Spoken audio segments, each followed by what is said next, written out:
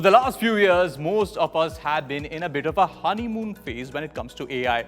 It's been fun, right? Chatbots writing awkward emails for us, AI filters making us look 10 years younger, apps turning our selfies into these action figures. It's been cute, entertaining, and very shareable, I understand. But while we were busy playing with AI and the fun side of it, the industry was building something far more serious behind the scenes. And frankly, far more dangerous. So today on our big tech story, we are looking at the darker side of AI.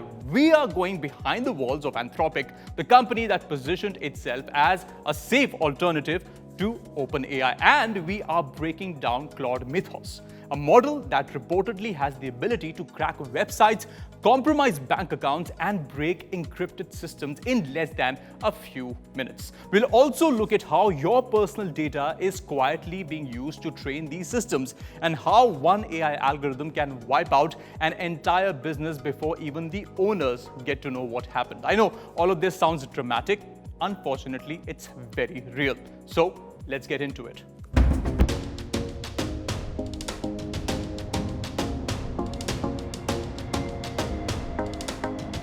It started with a promise of safety. Anthropic, founded by former OpenAI executives, spent early 2026 under heavy fire as internal leaks confirmed the existence of Claude Mythos. Most human hackers spend months, sometimes years, looking for a single zero-day flaw in a system like Windows or Chrome. Mythos can find dozens, chain them together, and create a full-scale exploit autonomously. In independent tests, it wrote the code to break them in under 24 hours, less than $2,000 in compute power. Anthropic has locked this model away under Project Glasswing, making it available only to elite partners like governments and global defense agencies. But the message to the rest of us is clear. The internet as we know it is now fundamentally insecure. There is a security divide opening up. If you're part of the elite, you get the shield. If you're a regular citizen, you're a sitting duck. A few hundred people in San Francisco are actually deciding how AI will shape 8 billion lives, and I believe that is the real imbalance.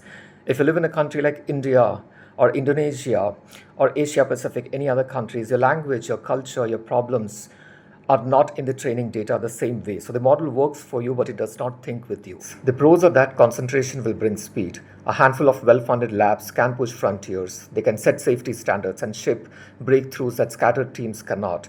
When 3 or 4 companies decide what AI can say, build, or refuse, they are quietly shaping global culture, jobs, and even the truth.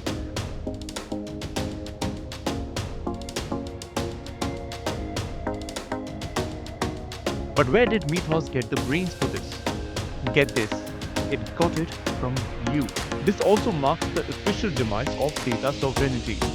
Because even if you opt out of the training, companies are now using synthetic data, which means they take the data they already have, run it through AI, and create cloned data sets that mirror your behavior perfectly. And you have zero say in this. You are basically being replaced by machines without you even knowing it.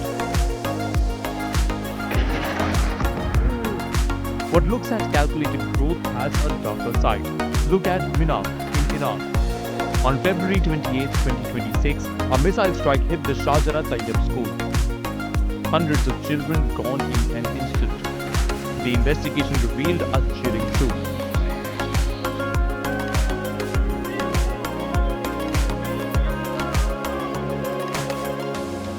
The strike used the Maven Smart system, a targeting AI built by Palantir that integrates Anthropic's logic.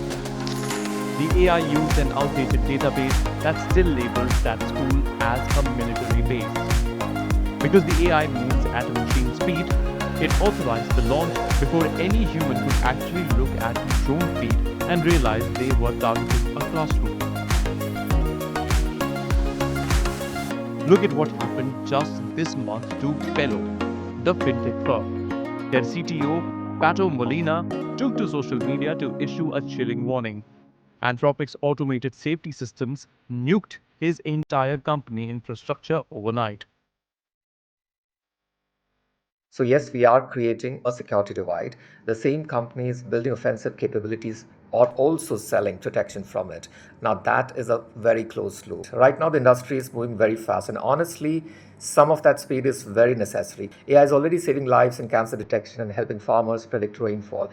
But speed without reflection has a cost. The debt is real, but so is the awareness. 60 enterprise accounts were wiped out with zero explanation and zero warning. This is the God mode problem. A handful of AI companies now hold a kill switch over global commerce. We have seen the Air AI purge erase an entire business network overnight. And just this week, a coding agent wiped the entire production database of Pocket OS in 9 seconds. As businesses are being silenced, the truth itself is being buried. In mid 2026, we are seeing a surge in high fidelity AI voice clones and deepfakes being used for narrative warfare.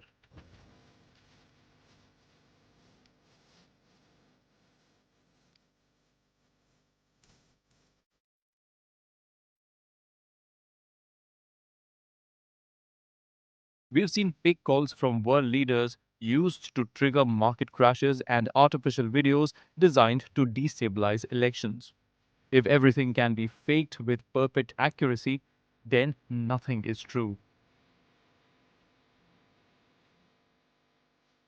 And that brings us to the bigger question over here. Who exactly is keeping a check on all of this? Because right now, growth seems to be moving faster than regulation. And self-regulation, let's be honest, that's usually corporations grading their own homework. That rarely ends well, which is why we need independent audits to have a better understanding of models like Mythos, for example. We need transparency and we need more competition in the AI space. So power isn't concentrated in the hands of just a few companies because we as users are also vulnerable against these tools. The goal was the democratization of AI, power in the hands of the many. But in 2026, it has become a power concentration. A few boardrooms hold the key to the world's intelligence. Will they comply? Industry giants argue that slowing down for safety allows adversarial nations to win the AI arms race. They are choosing growth over structural safety. Because today, it's just the US and China who are calling the shots, and the rest of the world is just waiting for the next big thing in AI coming from these two. And that's dangerous because that kind of power being controlled by just two nations can be intimidating.